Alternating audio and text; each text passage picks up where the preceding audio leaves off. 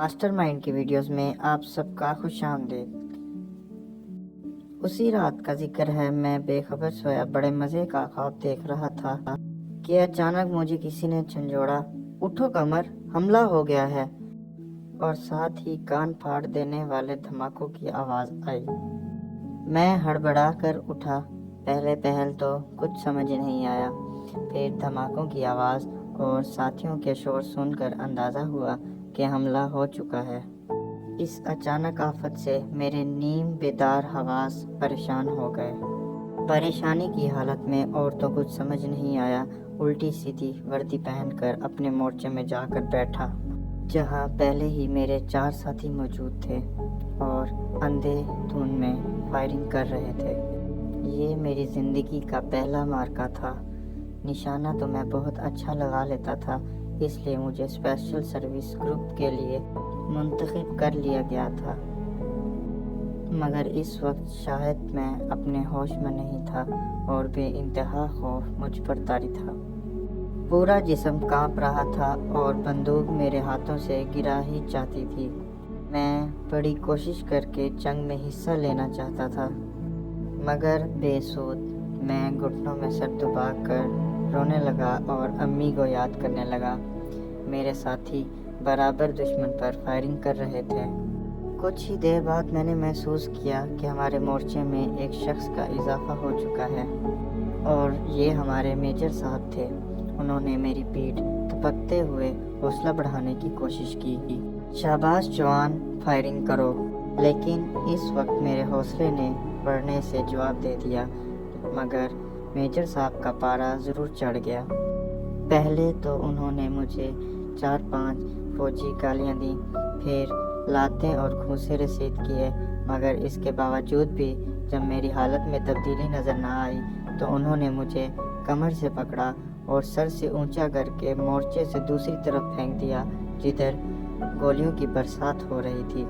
मैं बहुत चिल्लाया, मेजर साहब को अल्लाह रसूल के वास्ते दिए, मगर उन पर कुछ असर ना हुआ। मैं मैदान में दोनों तरफ से चलाई जाने वाली गोलियों की जद में ऊंधा लेटा हुआ था और मौत का इंतज़ार कर रहा था। खौफ की नाकाबिले बयां हालत मुझ पर तारी थी। हर लम्हा किसी गोली के जिस्म से आर पार होने का खदशा था, मगर जब कुछ देर तक किसी गोली ने मेरे जिस्म को छूने की कोशिश ना की तो मैंने खुद अपनी कोशिश की। गोली को छूने की नहीं, बल्कि मोर्चे तक वापस पहुंचने की। मैं कोहनियों के बल रेंगते हुए मोर्चे की जानिब खिसकने लगा और मोर्चे के करीब पहुंचते ही मैंने मोर्चे में छलांग लगा दी। मैं सीधा मेजर साहब के सर पर उतरा था, लेकिन वो किसी को भी सर चढ़ाना पसंद नहीं करते थे, लिहाजा ज़ोरदार कोहनी मेरे पेट में मारते हुए उन्होंने मुझे सर से उतारा और बंदूक की बट की ज़रब से मुझे होश और खौफ दोनों चीज़ों से निजात दिला दी। और जब होश आया, मैं अपने कमरे में था।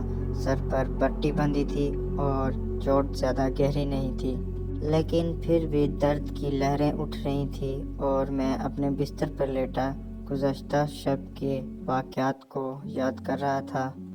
थोड़ी देर बाद मेजर साहब 2 जूनियर अफसरों के साथ मेरे कमरे में तशरीफ़ ले आए। मैंने उन्हें सलूट करने के लिए उठने की कोशिश की, लेकिन उन्होंने मुझे लेटे रहने का इशारा किया। उन्होंने मेरी तबीयत के बारे में पूछा और 1-2 इधर उधर की बातें करने के बाद उन्होंने मौजूदा सूरत हाल का तज़किरा शुरू किया। मुझे मालूम हुआ कि भारतीय फ़ौज ने रात के अंधेरे में चोरों की तरह छुपते हुए नीम दस्तों को और आवाम पर हमला किया। उसी दिन हम एक जारहाना हमले के लिए अगले मोर्चे की तरफ रवाना हुए।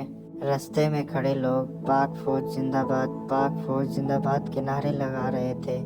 सड़क के दोनों तरफ रात की तबाही के मनाजिर दिखाई दे रहे थे। उसे देखकर मेरा दिल न जाने क्यों खौफ से कांपने लगा था, क्योंकि हमारा घर भी उसी बस्ती में था जिसका मलबा मेरी आंखों के सामने मौजूद था। और जब मैं उस जगह पहुंचा जहां कभी पहले हमारा घर होता था, एक बेसाख्ता चीख मेरे हलक से निकली। सब कुछ तबाह हो चुका था, मकान का नामो निशान ही न था। मलबे से अभी तक धुआं निकल रहा था। मैं देखकर फौरन ट्रक से छलांग मारी और मलबे के ढेर की तरफ दौड़ पड़ा, मगर वहाँ कुछ ना मिला।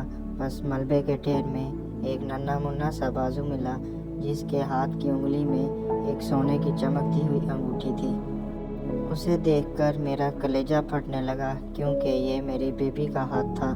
मैं बेतहाशा रो रहा था और मेजर साहब ने मुझे सीने से लगाया और मुझे तसल्ली दी। वादी को छोड़ते हुए हमारे ट्रक घने जंगलों की तरफ बढ़ते चले गए।